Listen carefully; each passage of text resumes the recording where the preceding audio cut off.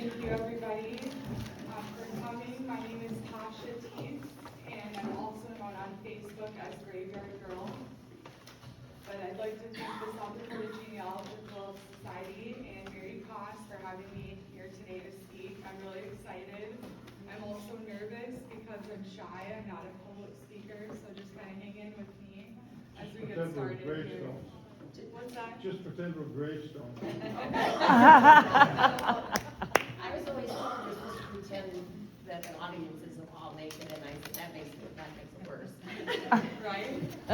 So the photo we have is a photo of me at the grave of my second great-grandfather, Matthias Westy. Just an interesting tidbit.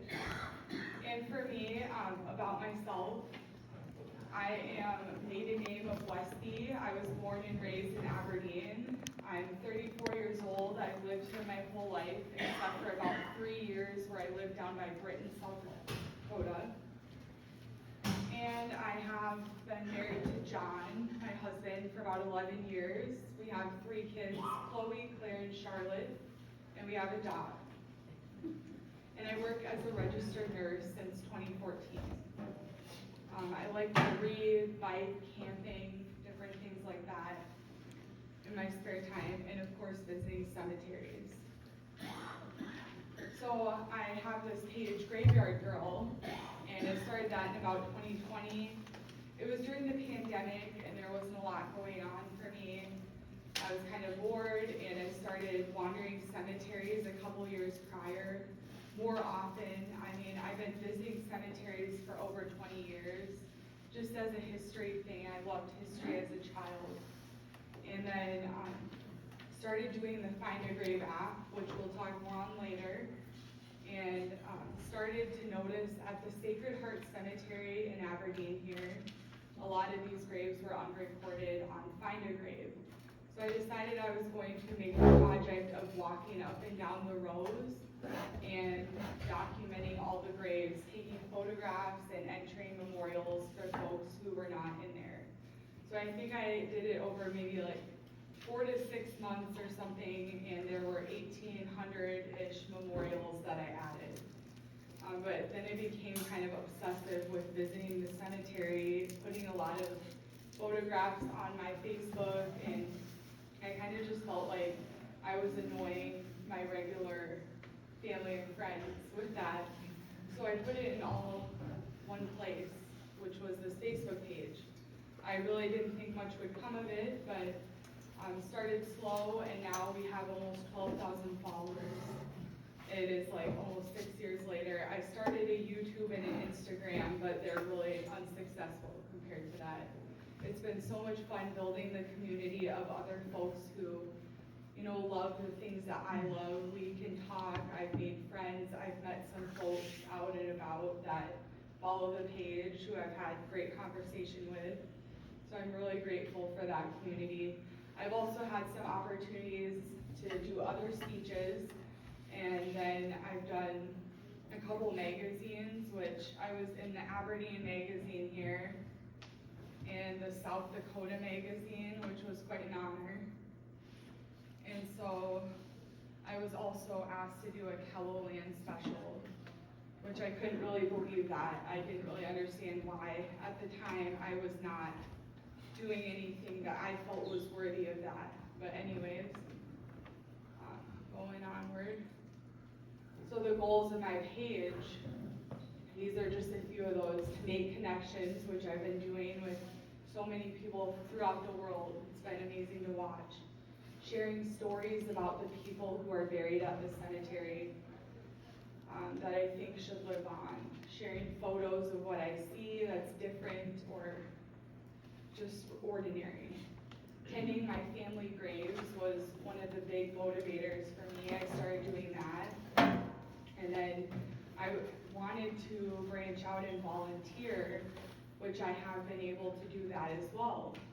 And then decreasing the stigma of death overall, just trying to get more people talking about it and visiting cemeteries, because you can learn so much.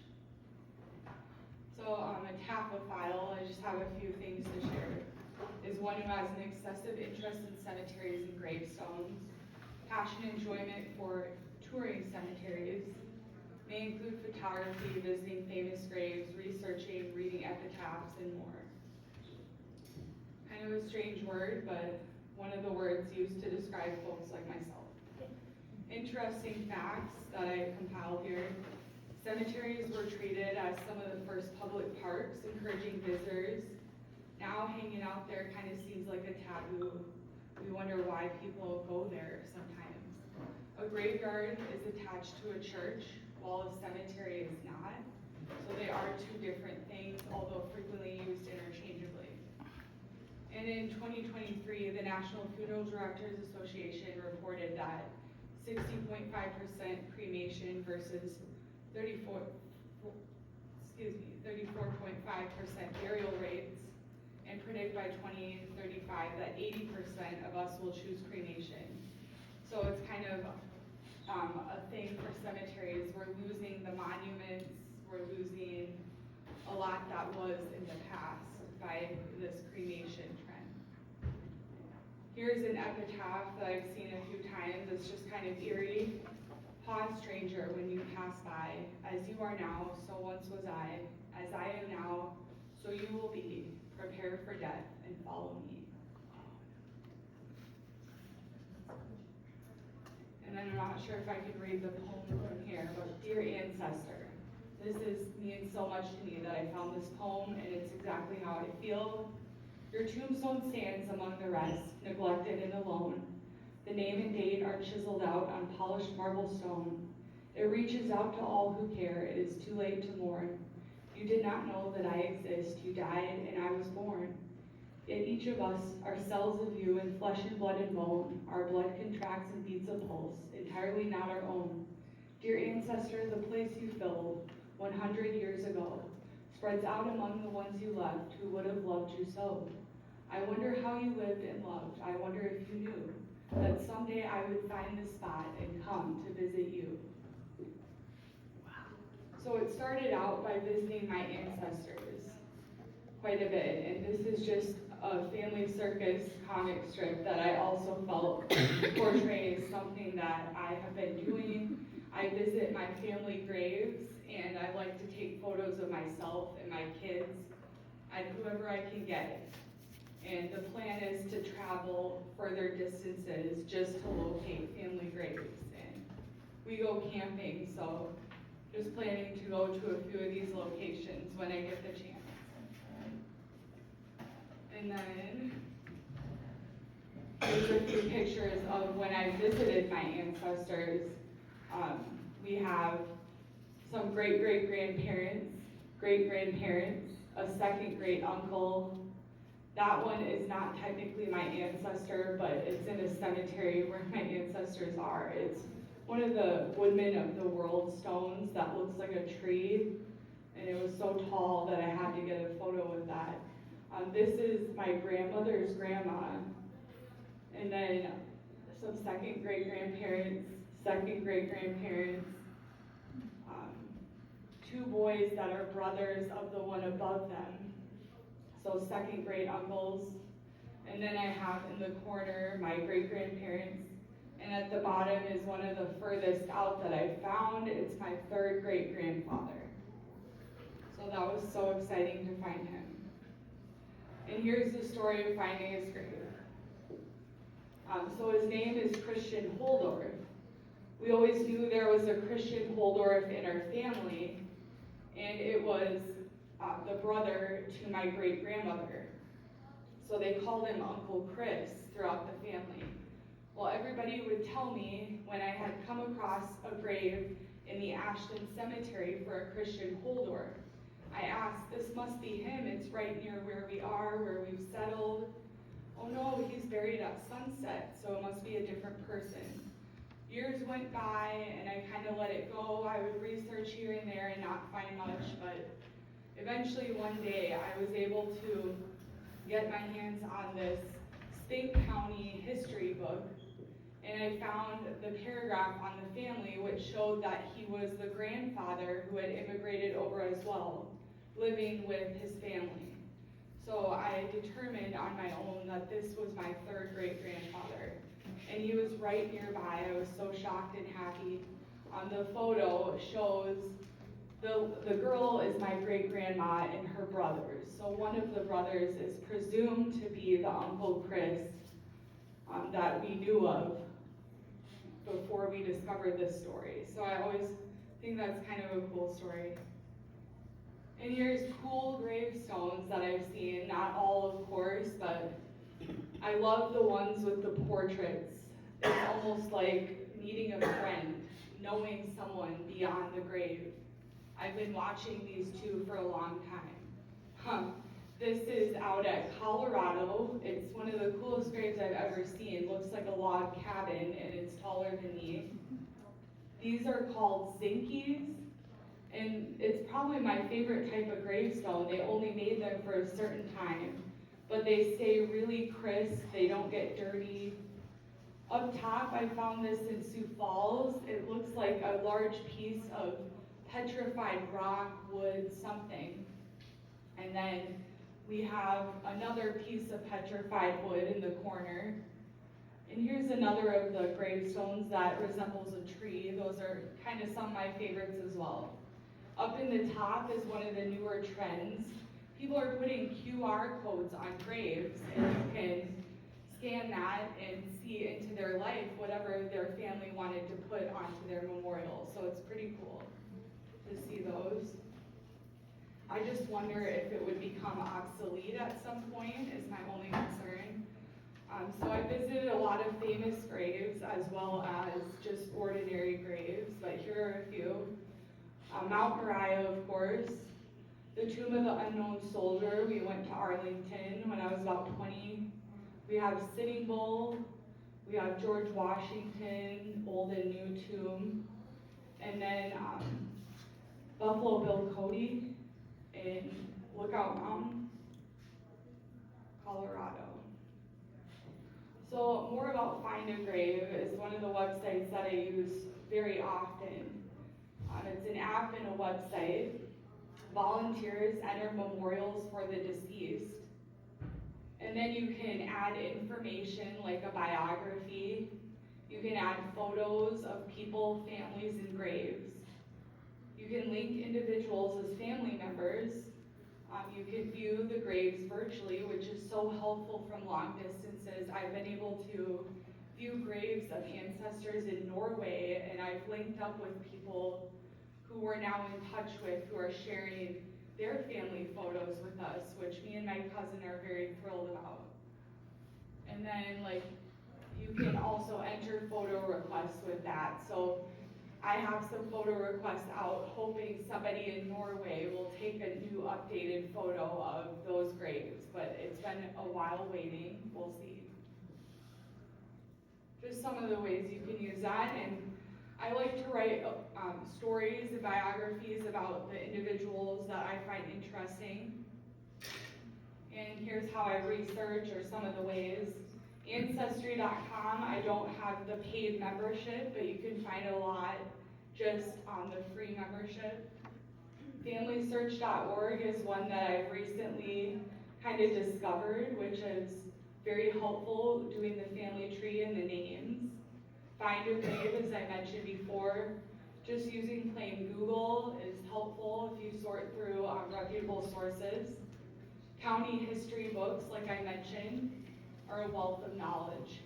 Funeral brochures, my family loved to keep a lot of stuff. So I have copies of all these old funeral brochures, and they do have so much information you can find out. I do even like to know, what were the songs sung at the funeral? What were the pallbearers' names?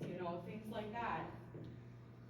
Books. I really was an avid reader for most of my life. At the moment, I'm not feeling in the mood to read, but I generally love to buy a biography on someone, and I'll write down important points that I want in my story. Just a few of the ways that I write these stories. And then I thought it'd be fun to share 10 interesting local graves that I know about here. David Rowlands, he was born in 1858 in Wales. He passed away in July of 1886 in Aberdeen, Dakota Territory at the age of 28.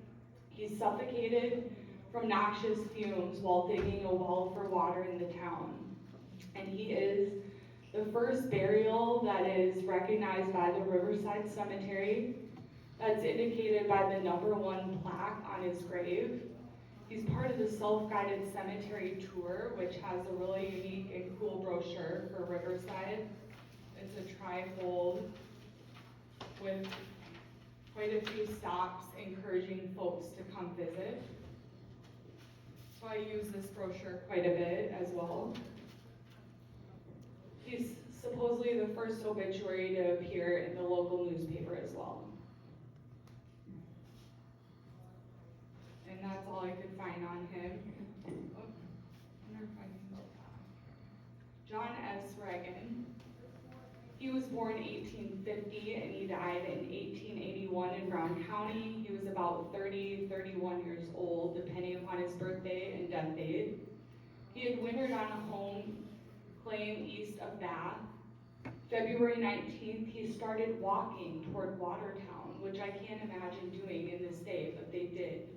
His final destination was Iowa, planning to visit his parents, but he froze to death in a blizzard on the way. And that was a common event from a lot of the reading I've done, I guess. Weeks later, his body was found in a sitting posture by Rondell near Stratford. I can't figure out if he was one of the first burials there and reinterred at Sacred Heart Cemetery, or if the stone at Sacred Heart is just in his memory, and they may have left his body at Rondell. But I did find this John S. Reagan stone while I was wandering the Sacred Heart Cemetery in 2020. And it's reminiscent of the book Giants in the Earth by Ole Rolvag, who was kind of a local South Dakota author. And I read that book, and in the end of it, it talks about children finding a man who had been dead for a couple months, and he was sitting in a haystack in his winter clothing. Kind of scared them. Of course. Jessie Garland Knapp. She was born June 6, 1869 in Hesper, Iowa. Died October 11, 1890 in Ordway, South Dakota at the age of 21. The cause of her death was malignant erysipelas, now known as necrotizing fasciitis, kind of like a flesh-eating bacteria. And she was buried at Lakeview Cemetery, Columbia, South Dakota. Now, one day I was out trying to fulfill photo requests, and I got this request, and it started turning the wheels in my head, wondering if this was the sister of Hamlin Garland, the author, who was living out near that way. And this is from his book, Back Trailers from the Middle Border of Ordway, where the Garlands homesteaded since 1881. He says, "My only tie now is the lonely little grave in which lies the dust of my sister Jessie." So he does mention this grave. And it is the sister of Hamlin Garland that it did say. She was married for about a year to B.S. Knapp. Her obituary on Find a Grave described her as a quiet and unassuming, helpful girl who was active in the Methodist Church. And I always like to say, it's pretty cool, I still attend the Methodist Church to this day. Minnie Shentz, number 4. If you know me, I'm really into multiple births. That was one of my kind of interests before cemeteries, where I researched a lot about this for whatever reason. I had a collection on the first set of quintuplets born. And so naturally this was something that intrigued me. Out at Riverside Cemetery, we have the mother of the firstborn quadruplets in South Dakota. They were born January 13th, 1931 in Aberdeen at St. Luke's Hospital. They were Jade, James, Jean, and Joan, and that is inscribed on Minnie's tombstone, although she also had 3 older kids named Virgil, Arlene, and Frederick. So it makes me sad that they're not, transcribed on the stone as well. Then after she died from a heart attack when the kids were about 2 years old, Fred, the husband, ended up marrying the housekeeper, and they had more children on after that. but Fred himself is buried at Frederick, South Dakota. And there's a photo of his grave when I went to find it one year. And as you can see, those are the quadruplets.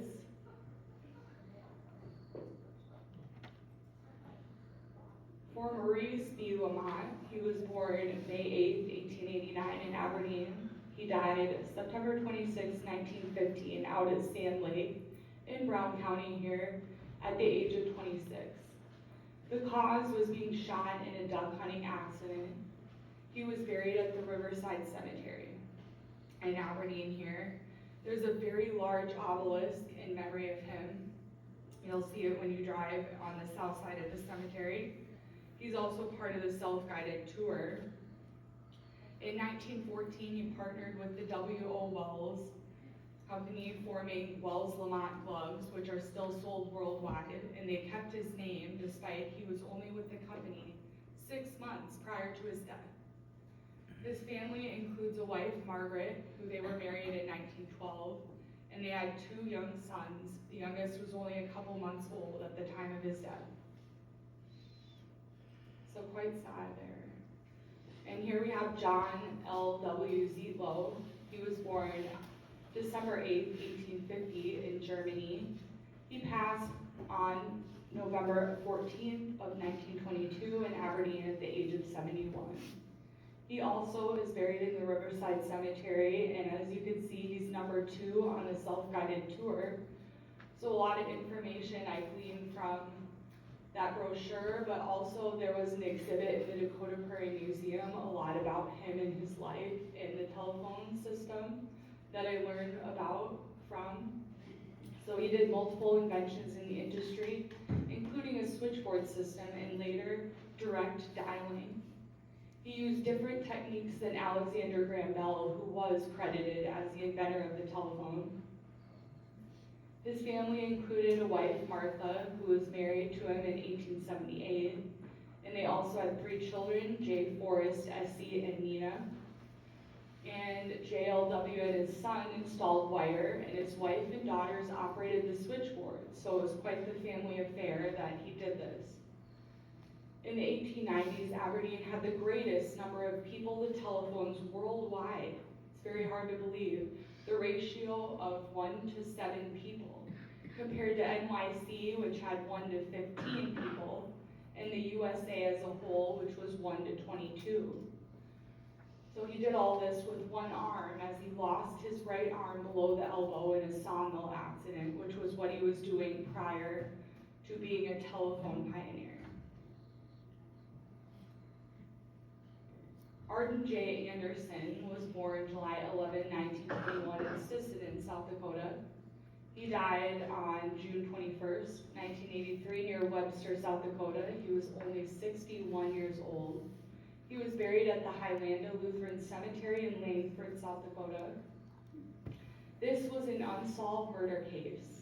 The body was found at a rest stop, which no longer exists, about 4 miles west of Webster. The cause of death was determined to be blunt force trauma and a gunshot wound. He had lived and worked on the family farm near Pierpont with his parents John and Jenny, and they had passed away in 1953 and 62 respectively. Arden remained single with no kids, living on the family farm. He frequented the same cafes in nearby small towns very often. And he filled his gas tank at 9:30 that night when his body was found at only 10:05 at the rest stop by a local farmer. His wallet was missing, which was thought to be the motive for the crime, but it was never solved. And here we have a photo of Arden from his high school days. In the center is a photo of where the rest stop used to be located, west of Webster. And up and down, we have photos of the grave site when I went to visit a couple of summers ago. For the Gage family, the matriarch was Matilda Jocelyn Gage, who was a noted suffragette who is now buried at the Fayetteville Cemetery in Fayetteville, New York. Her children included Helen, Thomas, also known as T.C., Charles, Julia, and Maud. T.C. and his wife Sophie's was the first church wedding in Aberdeen, which took place on June 1st, 1885. Maud was the wife of L. Frank Baum, who wrote The Wizard of Oz. L. Frank and Maud Gage Baum are buried in Forest Lawn Memorial Park in Glendale, California. The Baums lived in Aberdeen approximately 3 years, and it is thought he gained a lot of inspiration for his books while he was spending time here. His niece, who passed away at 5 months, was named Dorothy Gage. She's the daughter of T.C. and is buried in Evergreen Cemetery, Bloomington, Illinois. There have been multiple gravestones and monuments erected to her memory. She is credited as the inspiration for Dorothy of Oz. It's interesting to note that another sister, Alice, died in infancy and lies in an unmarked grave in a plot at the Riverside Cemetery in Aberdeen here. I just think it's too bad. I'd love to help out in any way. This is Matilda E. Jocelyn Gage, who's buried at the Fayetteville Cemetery in New York, and the Dorothy Louise Gage Monument from Illinois. There's the Wizard of Oz book that's become so popular, and the Gage Monument from Aberdeen is number 19 on the Self-Guided Tour. Also, I visited the Laura Ingalls Wilder family at DeSmit, South Dakota, and this includes her baby, her son, and members of her family. She is not there. She's buried down in Missouri with her husband and daughter. Anyway, Laura Ingalls Wilder was the author of the Little House on the Prairie series, which was later turned into a popular television show. She wrote about her true life story, and 5 of her books tell about her time living in South Dakota. As a child, I really enjoyed reading the books, and I've reread them as an adult. They're just a timeless classic for someone who loves history like myself.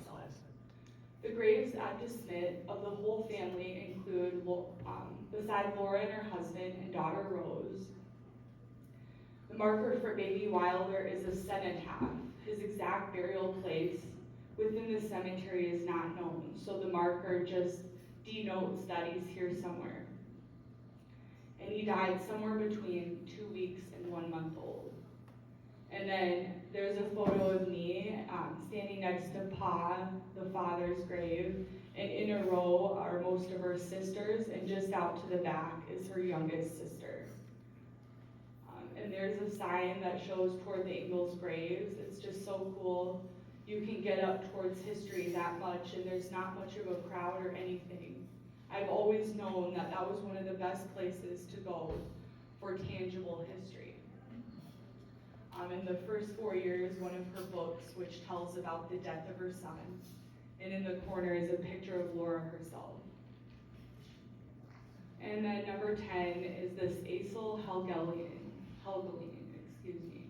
born 1855, died 1912, around 56 or 7 years old. He's buried in the Fairview Cemetery in Northville, Spink County, South Dakota. His wife was named Isabel, also known as Belle. His brother, Andrew, was considered the last victim of the Gunnis horrors, which is inscribed on his headstone on the next page, we'll see. Belle Gunnis, a serial killer in LaPorte, Indiana, between 1902 and 1908, ended up taking his life. Her victim count was at least 14, including her own husbands and children and stepchildren. She enticed men by posting single ads in papers, stole their money and possessions after she got rid of them. Aysel was suspicious that Andrew was not returning letters and traveled to Belle's farm. What he found there was a horror. He identified Andrew's remains buried in the hog pen, which was the end of Belle's known crimes. She burned down her house afterward, but the body found inside was supposedly Belle, but it was truly a headless and much smaller statured woman. Her dentures were found near the body, which was said to be evidence enough to claim this was Belle. But many people believe that she escaped again and continued her terror. Continued on, Andrew was born in 1858 in Norway. He died January 14th, 1908 at just 49, and he was buried in the Patton Cemetery at LaPorte, Indiana.